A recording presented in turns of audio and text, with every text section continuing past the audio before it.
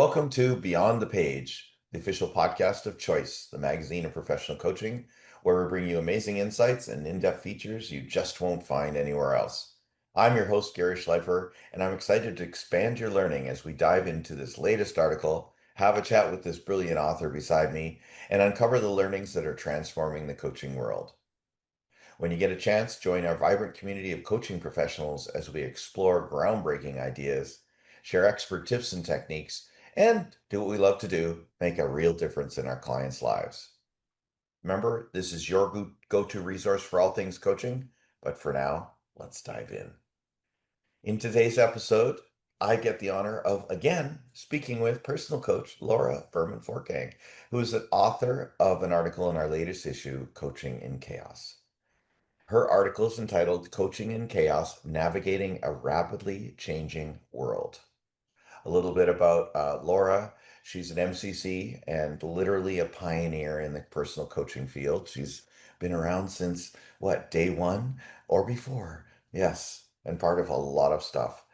She's a five-time best-selling author, published in 13 languages, a book award winner, a sought-after speaker, a TV personality, um, Oprah and many other shows she's been on, corporate spokesperson, interfaith minister, and, as we all know, well, I know, performer. Her TEDx talk currently boasts more than 2 million views. She's best known for her career transition, Now What methodology, and her mentorship of coaches in her A-List coach program. And I hope when we get through this call, before we finish, you'll tell us a little bit about that and how people can find out more. But for now, oh, ah, you were also on the editorial board of Choice Magazine. The original, the OG. And I just have to say, just a dear friend that I have. Just you bring smiles to my heart every time we get together. So thank you for not only co-leading and just being you. Thank you, Gary.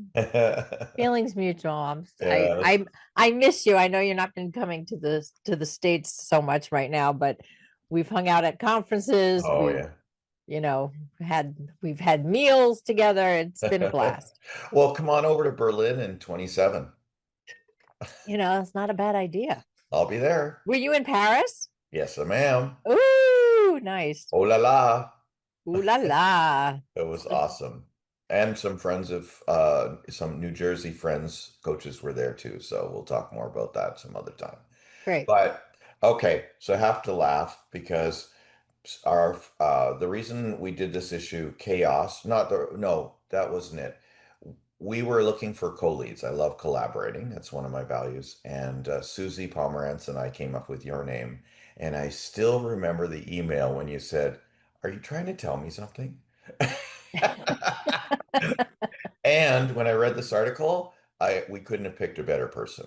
Oh, thanks. What you wrote was the lead feature, and really encapsulated so many aspects of not only coaching the client on chaos, but how to help yourself prepare for chaos. So, what did you get out of being a part of all of this? Yeah, I mean, I got to co-lead with you and be able to ask other people to play with us and do that, and just being able to always get a perspective of what other coaches are thinking by looking at the whole, all the people who gave us something to look at in Right? terms of being part of the issue. Um, it's just great to see different perspectives, and that's the beauty of this issue. Like Yeah. it's not just page after page about chaos, chaos, chaos.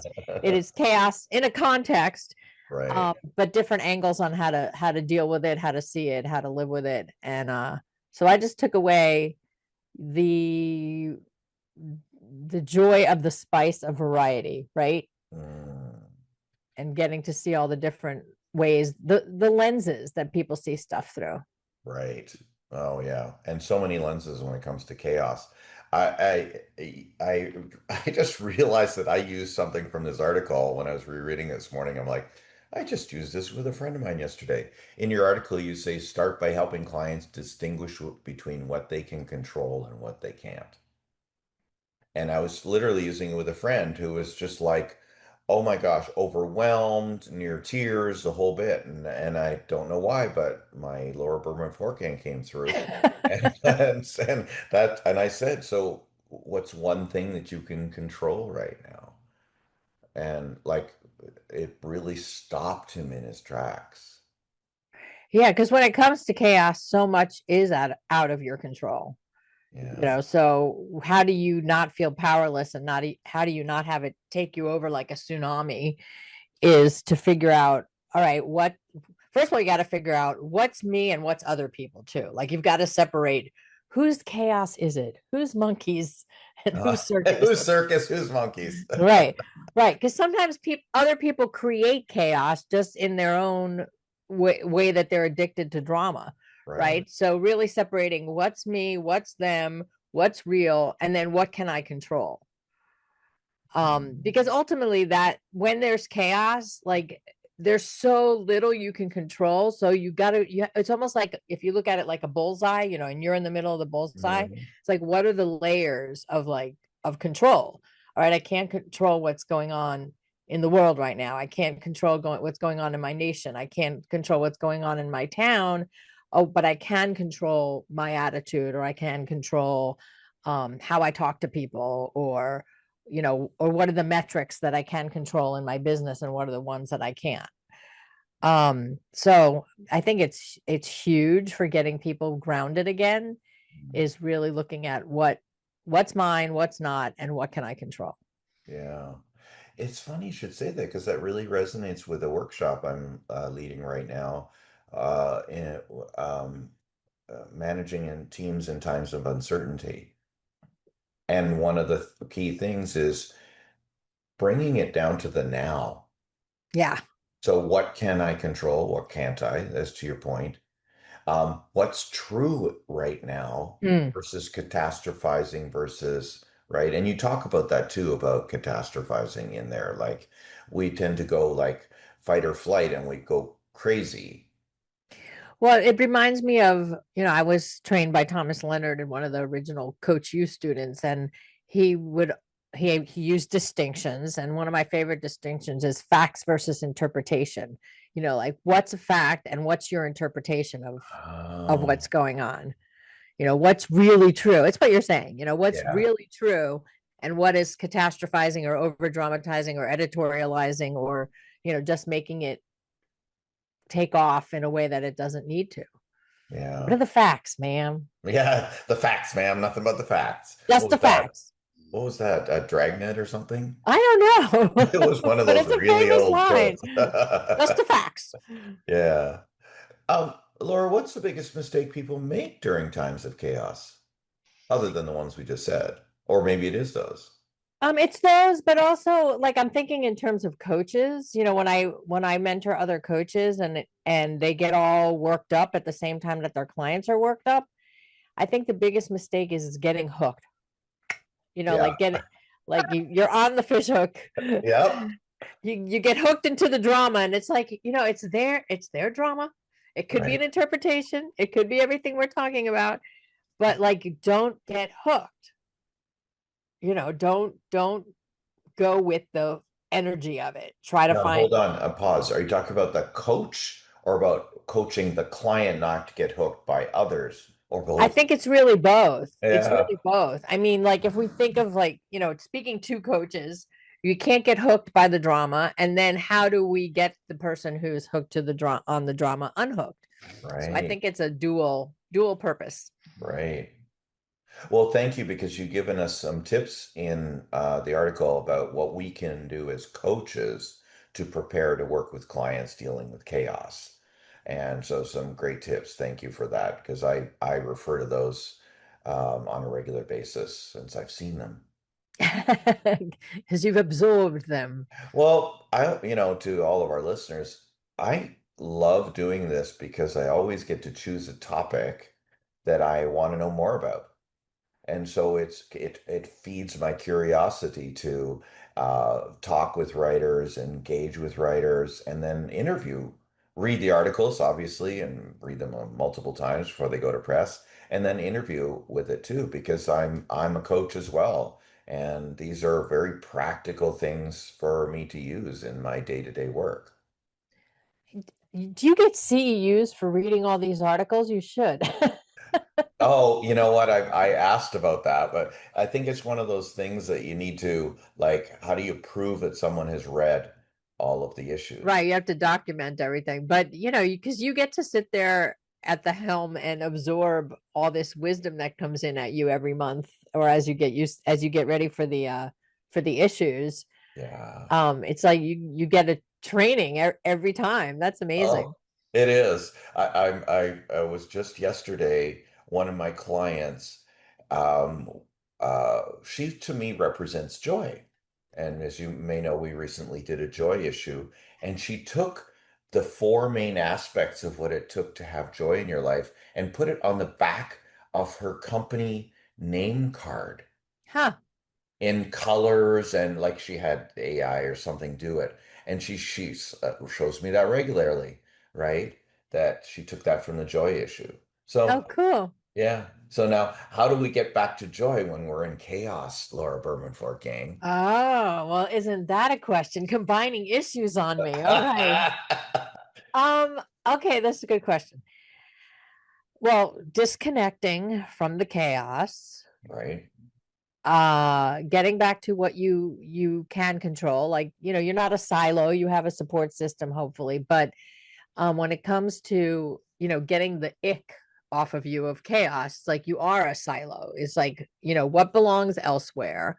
Mm. Um, and then choosing an on purpose distraction, like you can't live in chaos all the time because it's just going to ruin your adrenal glands and make you unable to sleep. So how do you ignore for a moment and do something that's joyous and pleasurable, whatever that may be, and take a break from the chaos. That's how you get back to joy. On purpose distraction. Well, that really stopped me in my tracks to say it that way. An on purpose distraction, like going for a walk or even just getting up and moving around, somatic exercise. Yeah, playing with your pet, Yeah. whatever the case may be, because most of the time we distract ourselves as a coping mechanism, but I'm saying on purpose distract On yourself from the purpose. chaos. Yeah. Oh.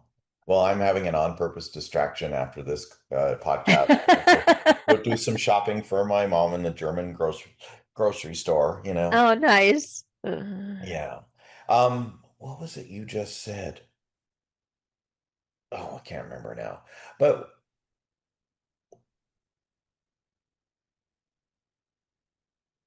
I forgot what I was going to ask. See, that's what's being present causes. Yes, it does. Ah! I was talking about being a silo. Was it the silo thing Yeah. that interested you? All right, whatever. Shake it off. We'll Take it figure it off. out. Shh. You talk a lot about resilience. So how does one build resilience? When I think of resilience, I think of a bouncing ball. Hmm. Like it doesn't stay down for very long, right? It bounces back. Right. So how do you do that? I mean, so you've got to shed the weight of the chaos or shed the weight of the problem. Um, I think using that distinction tool, fact versus interpretation, what's real, what can I Mhm. control? Right. And then also resilience is not taking it personally, right? So do you interpret it as a failure? Do you say, oh, it was me, I'm dumb, or why can't anything work out for me? Like you have to not take it personally. The Right. chaos. Don't take it personally. It's just lifing or businessing. Right. It's not personal. And I think that helps you bounce back, Yeah. you know.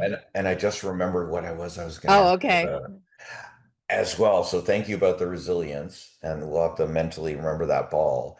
But you talk in the article about helping people prepare for chaos. So tell me a little bit more about that. Yeah, I What's mean, an example? preparing for chaos is like you can't exactly predict what the chaos is going to be, but it's having things in order. Do you know what I mean? That you have an organization system normally, that you Let's say it's in business, it's KPIs, key performance indicators, like things that benchmarks that need to be hit, um, that you have systems in place, that you have support.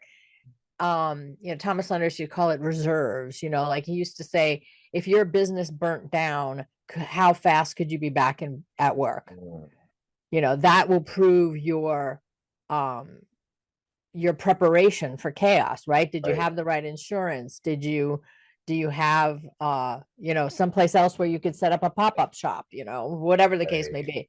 So it's not a bad question to ask yourself. It's not burned down figuratively, but I mean literally, maybe it's figuratively. But if everything, went to hell in a handbasket tomorrow, what would you need to have in place to be back up in business within 2 days? Yeah. So it helps you think how to prepare for chaos is by having certain insurances in place, literally and figuratively insurance. I was thinking of that one.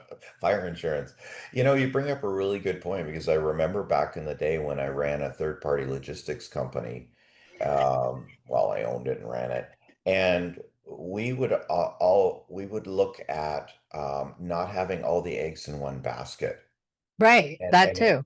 and it reminds me of the I guess the thought, what's your weakest link right now? So in the article, you mentioned the accountant that only has the only password, right? And we thought about, we had a majority of our revenue came from one client, Mm, and we were enjoying that, and we were growing that business.